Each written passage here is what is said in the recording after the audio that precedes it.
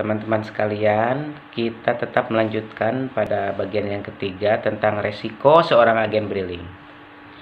Sekarang kita memasuki yang keenam, yaitu tentang uang rusak. Pada saat kita harus menghitung uang dalam jumlah besar, seringkali kita lengah dan tidak melihat uang yang kita terima itu rusak. Kalau masalah uang rusak, sebenarnya saya tidak begitu yakin akan termasuk resiko, tetapi memang di beberapa tempat bank menerima uang rusak. Tetapi kadang bagi kebanyakan agen, uang rusak merupakan resiko yang merugikan karena bank BRI di tempat tertentu tidak mau menerima uang rusak. Bertransaksi dengan uang dengan kondisi yang kurang baik seperti cacat, lusuh, dan bahkan rusak memang bukan suatu hal yang nyaman. Tapi kamu tidak perlu membuang uang yang rusak tersebut. Tukarkan saja ke Bank Indonesia atau BI, dan kamu akan mendapatkan uang layak edar sebagai gantinya. BI telah merilis keterangan bahwa secara resmi menerangkan apabila uang rusak tersebut dapat dikenali ciri-ciri keasliannya, sudah pasti uang tersebut dapat ditukar dengan uang layak edar. Namun, ada beberapa catatan atau syarat dalam proses penukaran tersebut. Uang rusakmu dapat ditukar dengan nominal penuh apabila memenuhi syarat berikut ini. Yang pertama, fisik uang kertas lebih besar dari 2/3 ukuran asli dan ciri keasliannya dapat dikenali. Yang kedua, uang rusak masih merupakan suatu kesatuan dengan atau tanpa nomor seri yang lengkap dengan ukuran lebih dari 2/3 ukuran aslinya serta dapat dikenali ciri-cirinya. Kemudian yang ketiga, uang rusak tidak merupakan satu kesatuan tetapi terbagi maksimal menjadi 2 bagian terpisah. Kedua nomor serinya lengkap dan sama. Mempunyai ukuran lebih besar 2/3 dari ukuran aslinya serta ciri keasliannya juga dapat dikenali.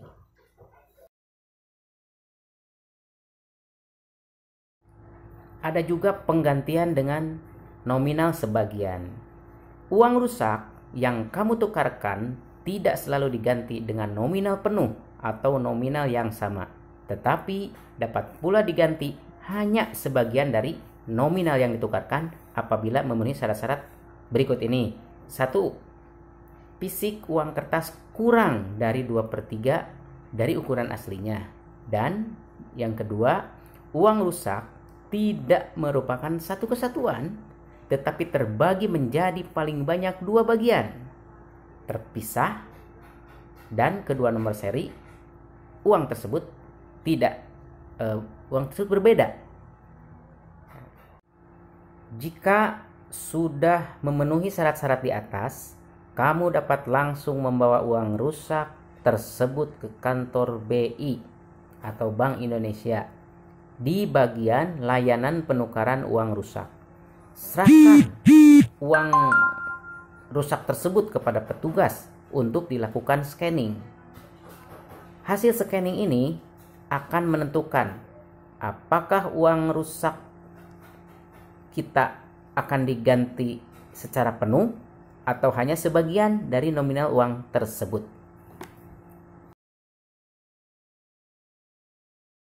Kemudian resiko agen briling yang biasa dihadapi. Yang ketujuh, transaksi ganda. Dalam arti 2 kali transaksi, yaitu kita melakukan 2 kali transaksi sehingga sama dengan 2 kali terpotong saldo kita. Biasanya kalau sedang terjadi gangguan jaringan ketika sedang bertransaksi, yaitu ketika kita sedang melakukan transaksi, data-datanya sudah kita input, pas di oke jaringan biasanya lama loading dan pada akhirnya terputus transaksi. Kita tidak tahu apakah transaksi sukses atau tidak. karena memang rata-rata tidak mengerti keterangan apa-apa tentang kode error di mesin edisi Brilink. Bagi agen pemula, kadang langsung berpikir transaksi gagal, padahal biasanya suka langsung transaksinya diulang. Yang kedua kalinya misalkan berhasil, struk bukti transaksi keluar, dianggap selesailah transaksinya. Kemudian pas kita melihat mutasi rekening kita di buku tabungan kita atau di internet banking kita agen, waduh, saldonya terdebet 2 kali. Malah rugi nih. Kita rugi 100% karena kita mengirimkan 2 kali. Makanya kalau lagi transaksi gangguan, jangan ditransaksikan 2 kali dulu. Seperti kasus di atas, sebaiknya cek dulu di mutasi rekening kita. Kalau saldo sudah terpotong, itu untuk meyakinkan sukses atau tidaknya.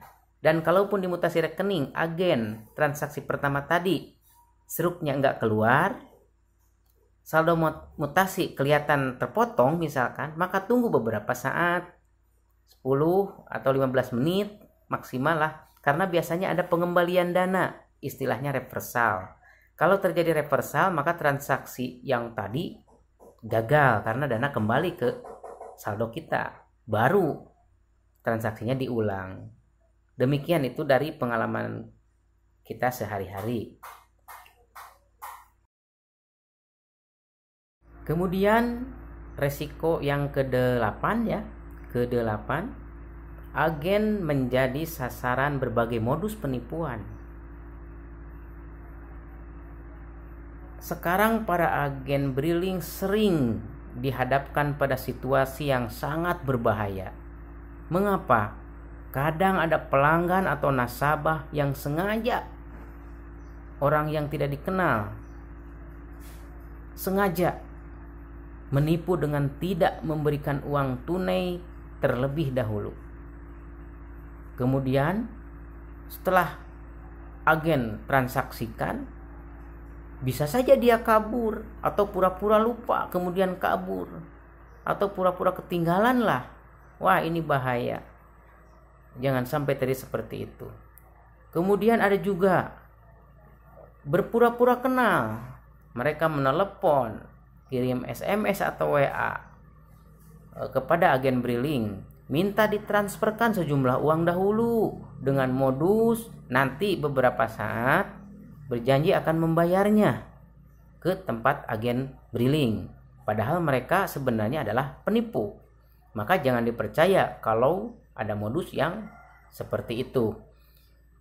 Kemudian ada juga pihak pelanggan atau masyarakat memang lagi terkena pengaruh telepon penipuan, seperti terhipnotis gitu.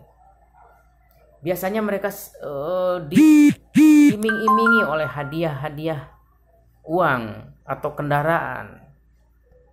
Kemudian mereka harus mengikuti instruksi si penipu. Orang tersebut disuruh biasanya ke agen Brilink terdekat untuk transaksi. Jadi ada yang harus dituruti syaratnya untuk mendapatkan hadiah katanya.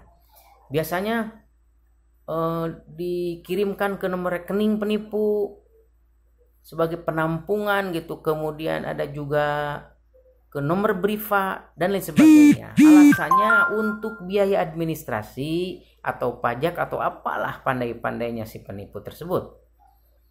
Kadangkala ada juga biasanya memang BRI virtual account Briva yang lagi marak sekarang ini. Karena kebanyakan orang atau masyarakat awam tidak mengetahui bahwa Briva itu atau BRI virtual account Briva adalah merupakan pembayaran. Jadi kita yang membayar sebenarnya. Kalau tidak hati-hati, banyak yang terkecoh. Kadang para agen Brilink pun lalai, suka langsung saja dilayani, padahal orang tersebut kalau diperhatikan mencurigakan. Kadang teleponnya masih menyala, ada yang sampai berjam-jam kalau kita lihat teleponnya. Itu ada telepon penipu terus aktif.